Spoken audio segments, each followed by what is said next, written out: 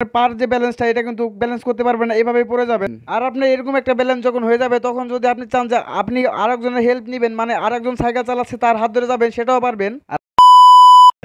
আসসালামু আলাইকুম গাইস। তো আজকে আমি দেখা যাচ্ছে কিভাবে সাইকেল মারবেন, সাইকেলের উপরে দাঁড়িয়ে কিভাবে চালাবেন। তো আগের ভিডিওতে আমি হুইলি টিউটোরিয়াল ভিডিও বানাইছিলাম, তো আজকে হচ্ছে সাইকেলের উপরে দাঁড়িয়ে কিভাবে সাইকেল চালাবেন এটা টিউটোরিয়াল বানাবো। তো ভিডিওটা দেখতে থাকুন। আপনার যদি সাইকেলের উপরে দাঁড়িয়ে চালানো শিখতে হয় তাহলে অবশ্যই আপনাকে সাইকেলটিকে খুব সুন্দরভাবে চালানো শিখতে হবে। আর যদি আপনি সাইকেল ভালোভাবে না চালাতে পারেন তাহলে কোনোভাবে এই রিস্ক নিতে যাবেন না। সাইকেল যদি নর্মালি আপনার কথা শুনে তাহলে আপনি এভাবেই পিছনে সিটে এবং সামনে সাসপেনশনে এক পা দিয়ে লক করতে শিখুন, তারপর সাইকেলটিকে ব্যালেন্স করতে শিখুন। আপনার দাঁড়ানো ব্যালেন্স হয়ে গেলে আপনি যেটা করবেন, আপনি হচ্ছে এক হাত ছেড়ে ছেড়ে ব্যালেন্স করতে শিখবেন। আপনার যদি এক হাতে ব্যালেন্স হয়ে যায় তাহলে আর এক হাত আস্তে আস্তে এই যে এইভাবে ছাড়তে শিখুন। এভাবে দুই হাত ছাড়তে ছাড়তে একটা সময় এসে দেখবেন আপনি পুরোপুরিভাবে সাইকেলের উপরে দাঁড়াতে পারতেছেন। যখন আপনি দেখবেন যে আপনি সাইকেলের উপরে দাঁড়াতে পারতেছেন তখন কিন্তু আপনার পার যে ব্যালেন্সটা এটা কিন্তু ব্যালেন্স করতে পারবেন না, এভাবেই পড়ে যাবেন।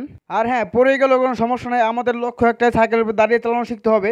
তারপর একটা সময় দেখবেন যে এইভাবেই সাইকেলের উপরে ব্যালেন্স আপনার খুব সুন্দরভাবে হয়ে গেছে। কিন্তু আপনার যত ভালো ব্যালেন্স হোক না কেন, কোনোভাবে সাইকেল স্পিড দিবেন না, স্পিড দিলে আপনার এরকম অবস্থা হবে। এভাবে দুই চারবার পড়তে পড়তে একটা সময় এসে দেখবেন যে আপনার সাইকেল আপনার কথা শুনতেছে, আপনি পা দিয়ে যেভাবে নিচ্ছেন আপনার সাইকেল ওদিকে যাচ্ছে। যখনই আপনার পা দিয়ে ডানে ভাবে নিয়ার ব্যালেন্সটা হয়ে যাবে তখন হচ্ছে আপনি স্পিড নিতে শিখুন। স্পিড নিয়ে আপনি সাইকেলের উপরে দাঁড়িয়ে দেখবেন যে আপনি নিজে এদিকে ওদিকে পড়ে যাচ্ছেন, কোনোভাবে দাঁড়িয়ে থাকতে পারতেছেন না।